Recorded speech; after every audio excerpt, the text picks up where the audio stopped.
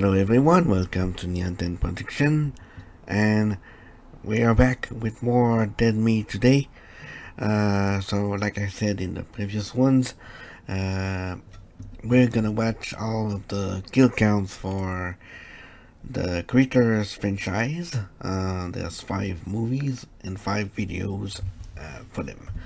So we're gonna watch this today.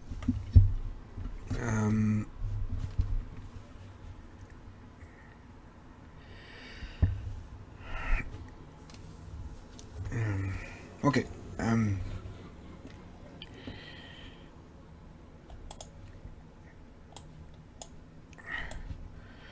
So if you missed my other reactions,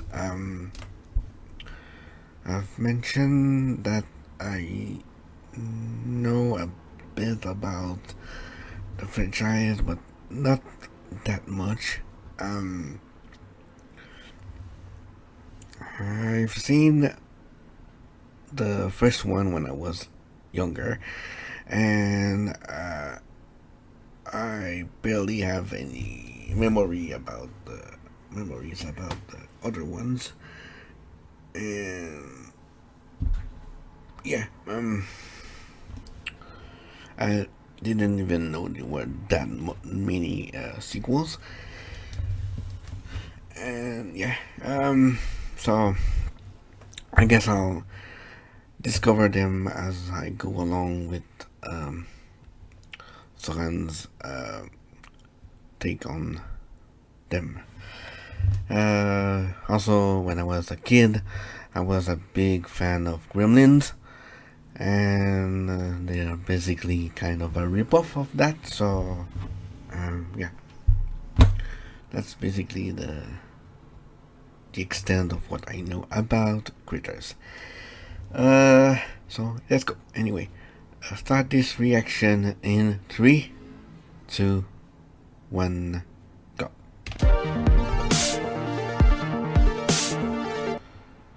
Welcome to the Kill Count, where we tally up the victims in all our favorite horror movies. I'm Zoran's slightly different glasses Gavoyich with... Also, I decided to use a less gory version of my model today, just because we're watching Critters, so it's more like cutesy, weird creatures more than slashers.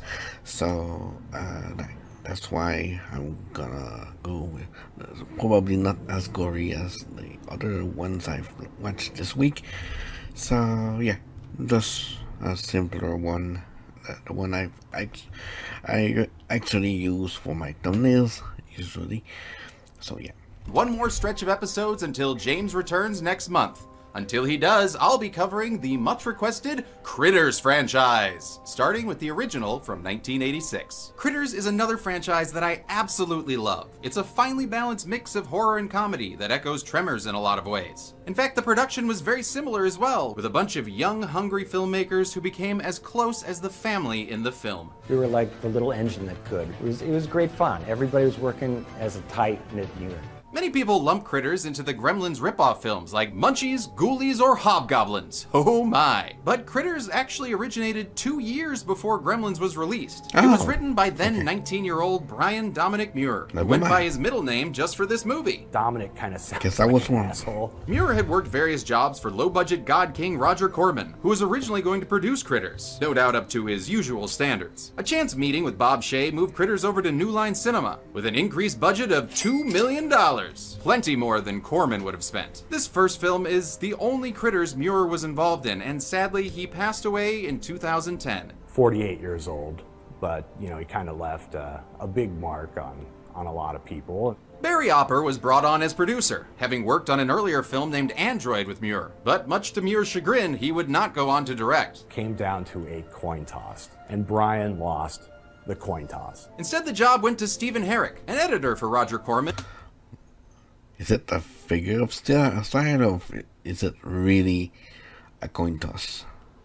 If it is, why would you choose your producer in a weird way like that?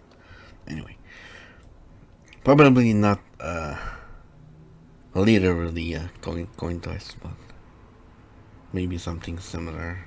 who would later go on to direct a personal favorite of mine, Don't Tell Mom the Babysitter's Dead. I wish I could kill count that movie. Actually, Don't really have to. There's only one kill.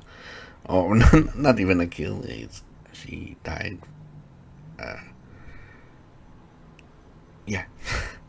Also, it's like comedy. So. I don't see James around, so... One babysitter! Done!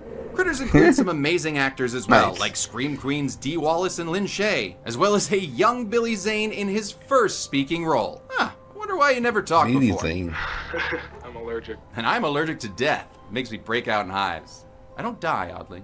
But who cares about actors when you've got the titular Critters? Designed and operated by the Kyoto brothers, the Three Stooges of visual effects. The Three Stooges for the Kyoto brothers. It's a really, really good description. The Kyoto brothers are maybe best known for creating Killer Clowns from Outer Space, Oh, a movie okay. that led to James and I meeting, so, you can blame it for me being your host today. The Kyoto crafted creatures would go on to have several sequels. There's the Easter one, the Leo okay with one, it. the one in space, and the new one. Though they weren't involved in So that that's last fun one. I'll be take covering all of something. them over the next few weeks. And yes, there is also a TV series that started on Go90 and wound up on Shudder, but I will never be covering that thing. They have like a Matrix joke in there. It's 2021, enough bullet time. But What this is where the the franchise hell? started. The story of alien fugitives who land on Earth and terrorize an Why would all-American you do that? family. The farming fam is assisted by a couple of shape-shifting bounty hunters who help by blowing lots of shit up with Yeah, I their remember dick that. guns.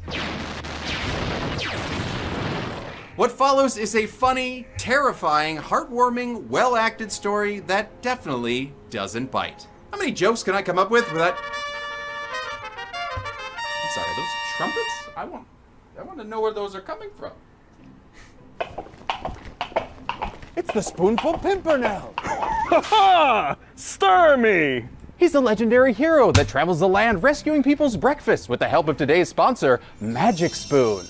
But what are you doing here? I already love how Magic Spoon's reinvented cereal by offering high-protein, grain-free cereal with 0 grams of sugar. So I'm telling you, I don't need rescuing. Right you are, my boy. That's why I'm here to recruit you into the League of the Spoonful Pimpernels. You see, we need dedicated magic munchers like yourself to spread the word further than one impeccably dressed breakfast vigilante could dream. I would be honored.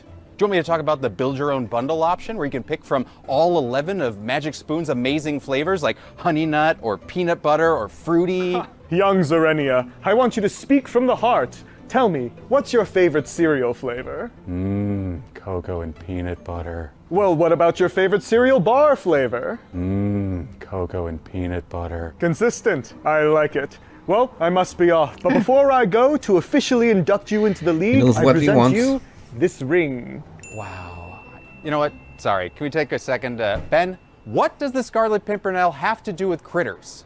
Terrence Mann plays Ugg in this and was also in the original cast of Broadway's The Scarlet Pimpernel. I thought my references were obscure. Yours are worse. Anyway, you can become a Magic Muncher yourself by clicking the link Kinda below agree. or scanning the QR code. And make sure to use code DeadMeatJames for $5 off your order today. How many jokes can I come up with about balls in this franchise? Let's find out and get to the testicles. Oh, that's one. The movie begins in space. This maximum security Balcatraz is expecting 8 new prisoners, but they were supposed to have 10. Well, we did have 10 at one time, but the Krites were eating everything in sight. We had to kill 2 of them to make the food last longer. But we never met them, and that was before the movie, so they don't count. They pull a Michael Schofield and break out. Ooh, what's the damage report? 2 dead and 3 wounded, sir. Now, since we do see the explosion, guess we're starting things off with a couple off-screen spacetalities. The prisoners steal a ship and escape like they were Stitch evading Captain Gantu. This forces old man Bib Fortuna to call in the bounty hunters. But not Bosk and Dengar. It's Ugg and Lee. You get it? Ugg, Lee, huh? Right? Because they don't look good. You know, that's writing. They have a less nipply Batman suiting up montage, then arrive to take on the job of killing the creatures known as Krites. Krites. You know, that isn't very marketable. Maybe we could just call them something like Title Card! Or Critters. Critters works too. The bounty hunters head to Earth and tune into the Mojo-verse to help pass the time. This planet primer shows them Earth is violent. Like, super violent. Wow, baby murders, really? Maybe advertise some of our good stuff, like Paddington 2. Yeah, that's right. You hard stare those writers. One good thing they find is a music video starring a that rock good star thing? named Johnny Steele. This Good song, watch the Power movie. of the Night, was written by Barry Opper's good friend Richie Vedder and actor Terrence Mann, who plays Johnny Steele.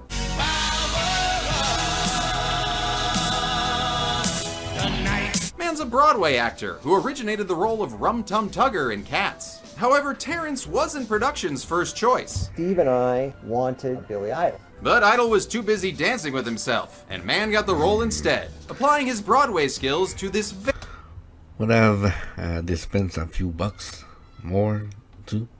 very catchy power ballad. I remember going into the studio and sitting down at the piano and writing it in about 20 minutes, half an hour. Johnny Steele's eye fucking gets the alien all hot and heavy, and melty. In a Raiders-like effect, Ugg alters his appearance to gain himself a new Steele look that would make Derek Zoolander proud. This awesome analog morphing effect was done by special makeup supervisor R. Christopher Biggs. His team placed heaters around a many-layered model head and melted it in real time, then played the footage in reverse. By the time they land on Earth, Lee still hasn't transformed. Nothing likes me. Find something. Oh, sounds like me talking to my single friends. Don't worry, Fiona. We'll find you someone. Never asked you to, Zorn.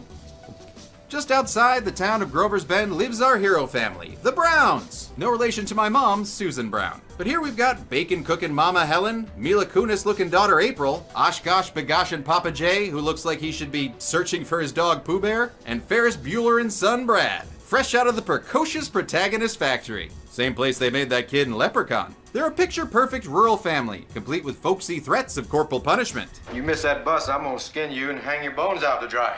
Damn, Jay, maybe load less honey into your mason jar full of coffee? You fucking weirdo. Jay's played by Billy Greenbush, previously seen on the Kill Count stupidly impaling himself in Jason Goes to Hell. He's keeping this farm together with the help of hired hand Charlie, a former high school baseball star turned drunken conspiracy nut. Oh sure, let him watch over your kid while, he blows up a Y-Wing like he's working at Always a good ILM. idea. Charlie's played by Don Keith Opper, brother of this movie's producer Barry Opper. And I hope you like him, cause he's basically our Burt Gummer of this franchise. Dad's working on the car when a new ride shows up. All the way from New York City! I'm sorry, this movie takes place in Kansas. Did this guy drive 1,300 miles to get to first base? Well, this eager dater is Steve Allott. Yeah? You like that, D. Wallace? Played in ponytailed perfection by 19-year-old Billy Zane. Steve here wants to make a good impression on April's dad, so he goes in for a handshake, only to get the finger. Cheer up, man, there's always dinner. Well, we should get going. Never mind! April and Steve head out for the night, meaning they drive about 5 feet so they can go barnicate. Well, as if horny teens ain't enough trouble, though, there are other kids upstairs putting a few household chemicals into the proper proportions. Brad here is played by Scott Grimes, best known as the voice of Steve Smith in American Dad. He sneaks out of his bedroom window while his mom and the movie get distracted by Johnny Steele again. Whoa, hey, I think Helen's sexuality just got awakened right there. Jay, where are you? Nearby, this toaster of a spaceship lands and causes a ruckus that makes April think she's lost her virginity. The Earth moves. Already? Or maybe you just hit an iceberg. Don't tell Rose. Turns out the Krites have landed, and it's before midnight, so they're looking for some... Titanic Rescue. The Krites are voiced by the endless IMDb page of voice actor Corey Burton, who I know most from playing Dale on Rescue Rangers and Count Dooku in Clone Wars. To create the critter language, he used a combination of Japanese rhythms and junior high French. Of course, to eat in French is manger. The faces had those teeth, so I couldn't make an M sound. I just said, Jay and Brad go to investigate and stumble upon the remnants of a critter's mouffe. What happened to him? I don't know. Got my gun, I don't want to find out. Honestly, I love seeing sensible characters in horror movies, even if on the way back home they pass a glowing spaceship that I'm pretty sure they would have seen from that distance. No? Don't see it? Alright, get your eyes checked. Across the way, Deputy Jeff Barnes is on a patrol when those Tremors PAs find new work rolling critter balls across the road. It causes him to crash, and when he gets out of the car, he's shot in the leg with a porcupine quill. Barnes then screams at the camera before politely scooting himself onto the Count. Back at the farm, Helen sees a creepy pair of red eyes outside the window. Oh, get that creature some Visine. Though they're not as creepy as her scare-grabbing husband. Scared the hell out of me. Oh. I'm sorry, forgive me. Rule 1 of a good marriage, always admit fault. Soren, did you mix up the minutes and seconds in the Dude Bro kill count? Yes. Yes, I did. I still love you. I still love you too, honey. That was my Helen is played by America's mom of the Thank you. 80s, Dee Wallace. And this I was the gotta- first time she was credited as Dee Wallace Stone. We've seen her on the kill count in Rob Made Zombie's the- Halloween the and connection. Cujo, in which she co-starred with her Stone-providing husband, Christopher Stone. As always, she's one of this film's strongest assets. She's acting as if she's in a better movie than it is. Jay tries to call the sheriff, but someone's cut the phone line. Honestly, who are we gonna call anyway? You're already a pinbuster. Oh, and now they Could be worse. She could be underrating. cut the power too? I tell you, these critters are smart. They're too damn smart. Unlike Jay, who throws away his sensible notions from earlier and goes to the cellar to investigate. Oh, hey, I see something on the shelf over there. You know, you should probably grab a stick or maybe, oh, your hand? Oh, come on, don't! That's right, say hello to the critter. Oh, you look sleepy.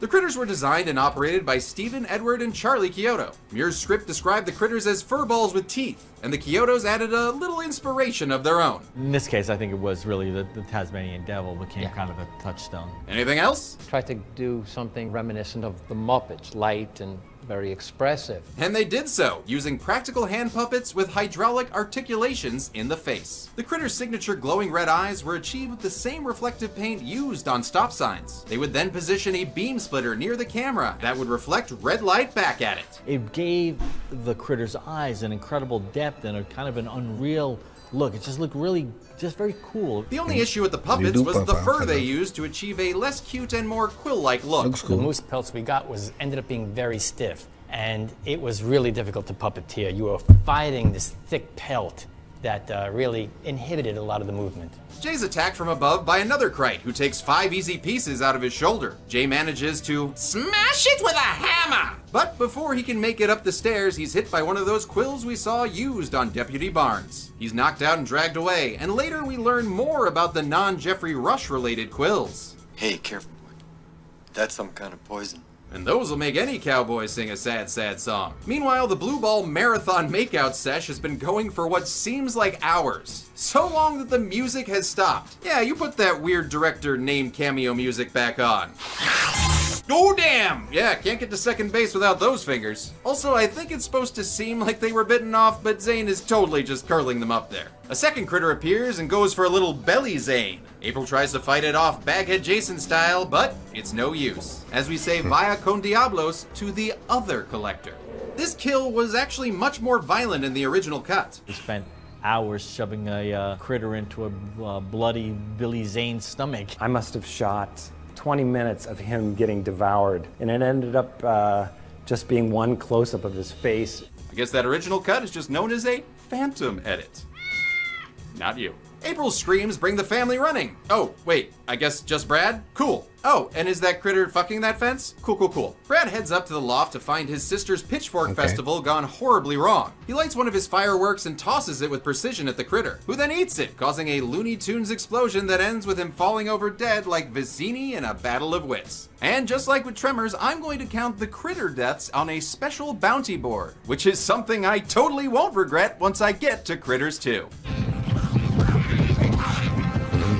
Oh, good. Too late for tapebacks though, so let's have this Tasmanian Devil as our first Krite on the bounty board. At the police station, Charlie asks Sally the dispatcher to call the National Guard. Earlier, he saw the ship fly by, making him do a failed spit take. Sally the dispatcher is played by Lynn Shay, well known for Insidious and previously seen on the kill count in A Nightmare on Elm Street. She's also the sibling of New Line executive Bob Shay, and I bet that was planned. There was no trade-off, my brother for your sister or anything like that. Oh, well, whatever brought her in, it's always a treat to see her. Almost always. Charlie tells Sally to stay put while he goes to find the sheriff at the bowling alley. And by sheriff, he means whiskey. Charlie shoots the sheriff, but before he can do the deputy, the bounty hunters arrive. And look, Lee Hunter Oswald has finally taken the form of a human. A local reverend seen earlier in a scene with a funny and totally not forced horror organ cue. Nice work, Chet Jackson's great-grandma. The bounty hunters are looking for Krites. Who are they, some new team? No. Kevin Pollak here is a fan of the Cisco Giants. And he gets so upset he changes his face yet again, this time to Charlie. Not sure what the undulating breast shot was about, and also I'm not sure if they kill these guys in all this off-screen gunfire. We don't see any bodies, but it feels like they were killed. Yes, James, quick question. Can we count kills based on, a feeling? Zoran, I told you I'm in London, man. If you call me again, I'm gonna slap you. Take that as a no. This Saturday! How It's do time you for slap him from Cinnamapalooza London? at the Grover's Bend Impeccable. All the greats will be there. Honey Boy, Almost Ditka, and the legally covered by fair use parody law, Investors. Plus a surprise appearance from the Bounty Bowlers. Holy shit. So get your tickets to the Holy Grover's shit, he's Bend right. Pinnapalooza. It's right up your alley. Back at the farm, Jay praises his wife's gift of a gun rack for his many guns. He then uses one of them to ignore her. Yeah, but we should just stay here. No. We should... Can't wait. Man, sometimes this family treats Helen like she's an invisible mom. Thank you for the lovely breakfast you prepared, Mother. The Browns head to the truck, but it's been... Reference I don't get. Was she in a Invisible Woman movie or something? torn up. Okay, what about Steve's car? You know, assuming it still has gas after its 22-hour trip from New York. Ho-ho! Looks like Steve's brought along a big old city critter to teach you country critters how to run. The critter ball was actually a kite form the Kyoto brothers came up with to make movement easier and look less silly. I'm gonna get you! Some of the balls had a remote-controlled gyroscope inside so they could move around corners, but others were basically bowling balls with fur rolled by anyone who was around. We would be in this emotional, hysterical state, and all of a sudden we'd hear Stephen or somebody go, okay, roll them in. The Browns get back to the house where Jay is bit on the same shoulder as before. Oh, wow, that's gotta hurt. But, hey, easier for continuity. Once again, the family sends Brad off on his own so he can unlock the door from the inside, right as the critters approach.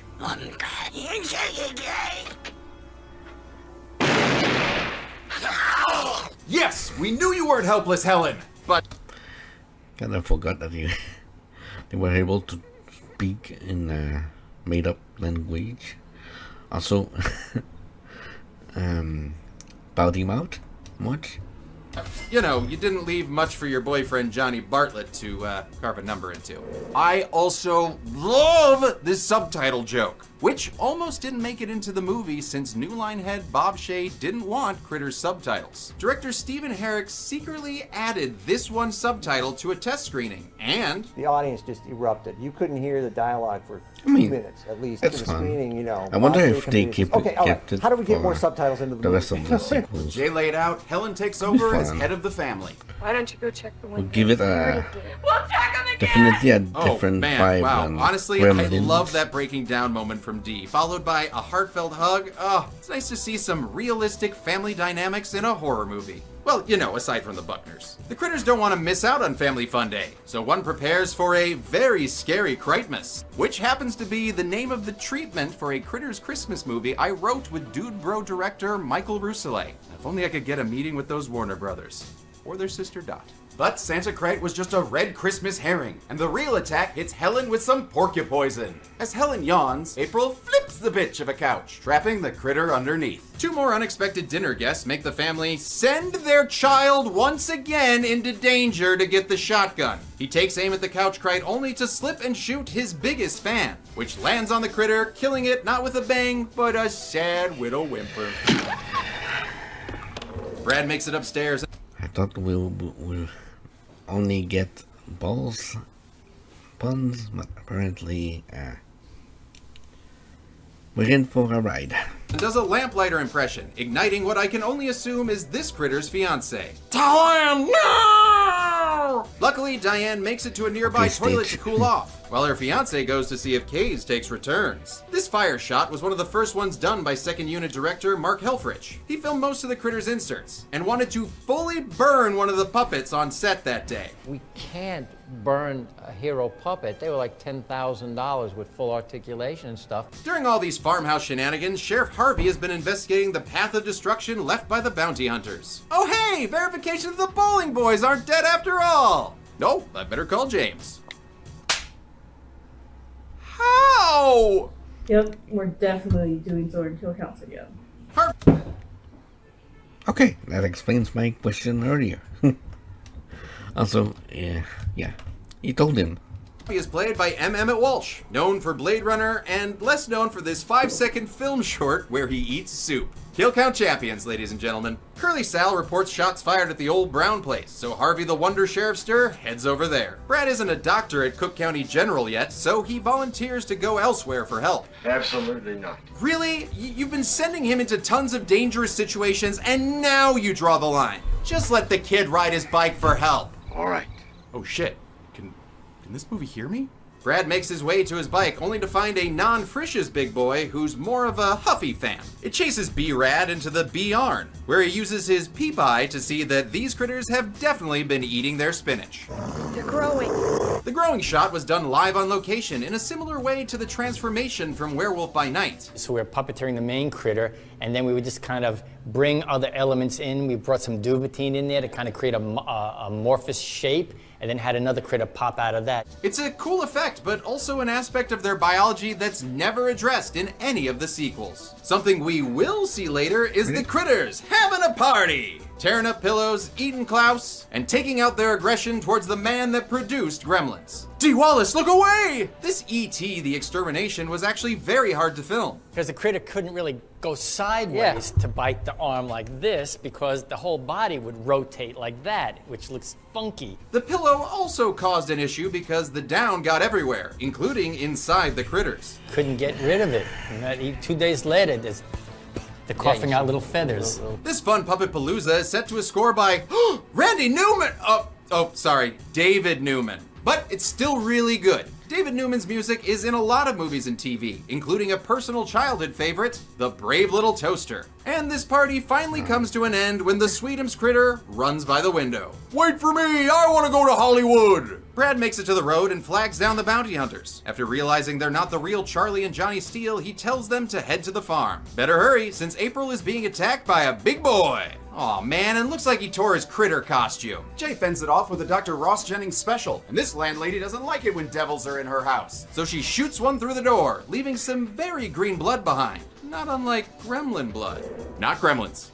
Helen uses her last shot to take out a chair that I would love to add to the chair count. That's not a thing. You're right. But what about this door that gets knocked onto the count? Oh man, when is James coming back?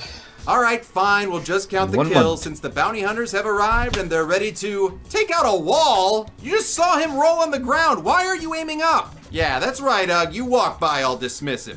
The Browns reunite, but only ever so briefly, since Brad is once again sent into danger to find his Wookiee of a cat. Oh, God, Chewie. Sheriff Harvey arrives and tries to keep the family safe, as the bounty hunters just destroy their house. I mean, insurance ain't covering that. They end up in the bathroom where Diane's been having an affair with a ghoulie. She's flushed out of her hiding place when Ugg uses his cannon to fix the critter clog. Oh yeah, you got them booms like Jagger. The bounty hunters' guns were actually modified 12-gauge shotguns designed by Anthony Dublin. They used smaller shotgun shells since full-size shells would have blown the barrel off. But these bite-sized bullets still packed a punch. And all these shards of the toilet of the porcelain come flying back and hit the stunt guy in the face, and he got some pretty nasty cuts on his face from that. Another critter ball bails on the situation past Sheriff Harvey, who asks bounty hunter Charlie what's going on. His response is very peculiar. I hope not your take over our operation. I'm sorry, what the hell did he just say? I hope not your take over our operation. Sure, if that's the best take we got, just use it. But hey, make sure to put M. Emmett Walsh down nicely. Good God, the man's 53 years old. Be gentle. Harvey's okay, but Brad isn't, since he's found Chewie as well as another fat cat in the form of Big Daddy Critter. BDC attacks, but is scared off by Ugg's euphemism of a gun. The human-sized critter was portrayed by Kevin Thompson, a seasoned costume actor whose work includes Ewoks, Clockwork Napoleon Bears, and the alien from Night of the Creeps. The reason the full-size critter is never fully seen outside of quick cuts is because the director and Kyoto's weren't very happy with the final look. First time you see it in a full thing, it reeks of the Kool-Aid Kid. Oh yeah, critters! Zorin, are you sure people are gonna know that you got an official voice of the Kool-Aid Man for this little cameo? They will when they see this. Yeah, I really should put some pants on. Over my dead body! Brad and Ugg get downstairs to find that April's been kidnapped by the Shredritter, and it's up to teenage biking ninja Brad to save her. Cause I guess he's gotta do everything! Can someone please at least go with him? Like, I don't know, you, Charlie Hunter. Oh, shit. Okay, don't want to mess with the ear wiggling. Everybody back the hell off! Just let him drive so you can catch up with your lone wolf of a kid. Okay, cool. We're cool. Brad literally runs into Charlie, and the two head into the spaceship to rescue April. Did I say two? Because I meant just Brad! Again! Well, he's able to find his sister and pluck out her gnarly ingrown hair. She then April O'Neils her way out of the ship while Brad takes out his favorite Left 4 Dead weapon. Before he can light the bomb, he's chased out of the ship by Big Daddy Critter. Hey, this ain't the Orville, get out of here! And on the way out, he loses his only weapon. I dropped my firecracker!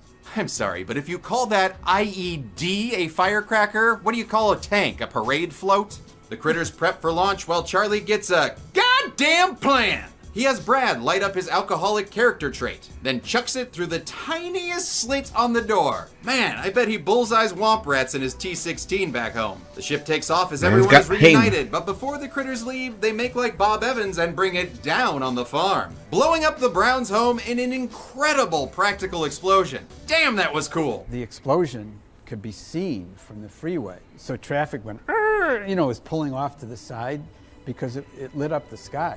And speaking of lit up, that firecracker got set off by Charlie's cocktail.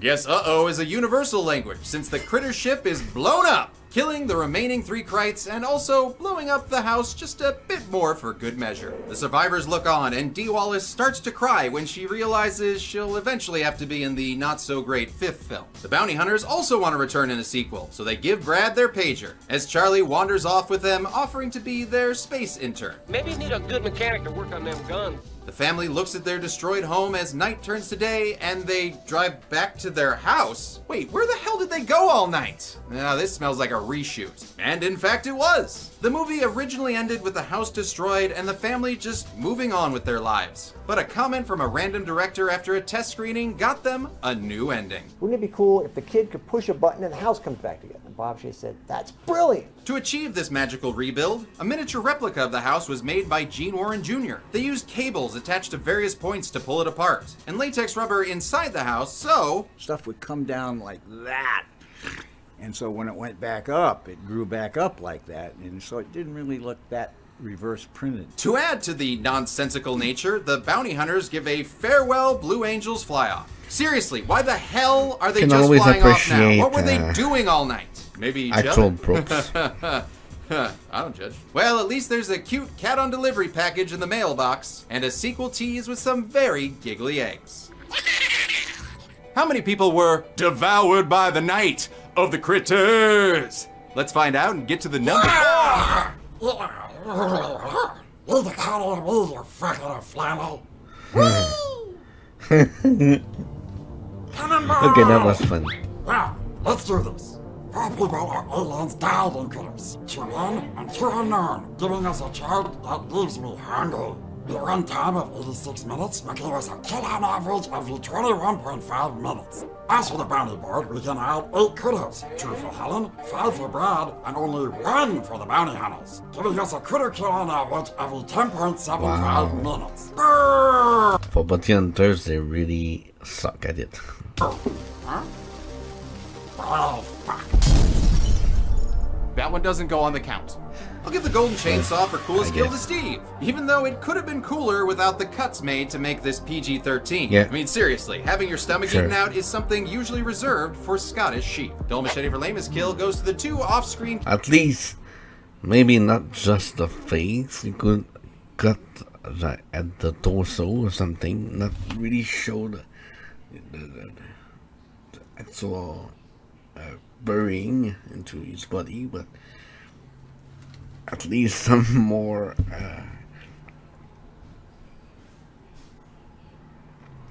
a wider shot, I should say. Kills for the space warden people alien thing. Yeah, I don't know what they were. We never got to meet them. Sure. I bet they were real nice too. And the new Bounty Booty Award for Best Critter Kill goes to the critter that doubted the awesomeness of Dee Wallace's stone cold killer instincts. It was messy and genuinely hilarious. And that's it. Critters came out in 1986 and did well enough to spawn another theatrical sequel. I'll be covering that next week, but until then, I'm a man who owns an original sketch by Charlie Chiodo of a critter, and this has been The Kill Count. Thanks for Damn. watching. This is the beginning of our big Critters reign. Not as many films as Tremors, but still plenty. We got 4 more to go, and I'm so excited that we've got wonderful things like Critter Balls right here, made by Gina DeVivo again, because I can't make a kill count without Gina DeVivo showing off that she can just make amazing crap for me. Support the Writers Guild of America in their strike. Yes, do exactly what that man said right there. Wow, I'm doing stupid ball jokes and he's actually doing things that matter. I don't look like an ass. Hope you enjoyed the Tremors Fest video. If you didn't, check that out. So yeah, James and Chelsea still gone, enjoying their honeymoon. I hope they're having a great time. Being an ass is your job anyway. Let's check in with them. I'm at Stonehenge. Get back to work. Awesome. I'm very excited for whatever that clip was. Next week, we're going to keep following the bouncing ball. And until then, remember, be good people. Okay. We keep that for the next one. Yeah. Solid start to a franchise. Well, solid as much as creature feature goes, especially with this kind of promise. To get 5 movies out of it. Gremlins got only 2, maybe 3 if they do another. They were supposed to, but I don't think it will happen.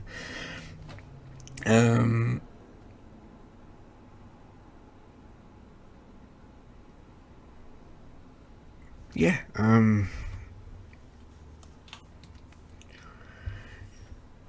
I agree with the golden and bronze chainsaws and new extra awards. Yeah, they were pretty good choices. And what else?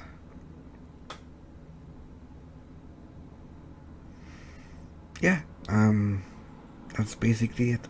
So if you made it this far into the video, thank you for watching. Leave a like and a comment. Tell me what you think about the critters, and don't forget to support and subscribe to the Meat. The links will be in the description for the channel and the video I've just watched. Don't forget to watch it yourself if you haven't, to support them.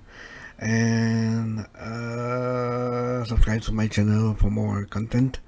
There will be a little less reaction soon, but I still do it once in a while. And also I'm also taking recommendation or suggestions. So if you want me to watch something in particular, like any kind of, I don't know, a movie reaction or something, anything that is TOS friendly, could be music or anything, leave them in the comments below, and I will see you in the next one for the first sequel of Critters. So bye bye.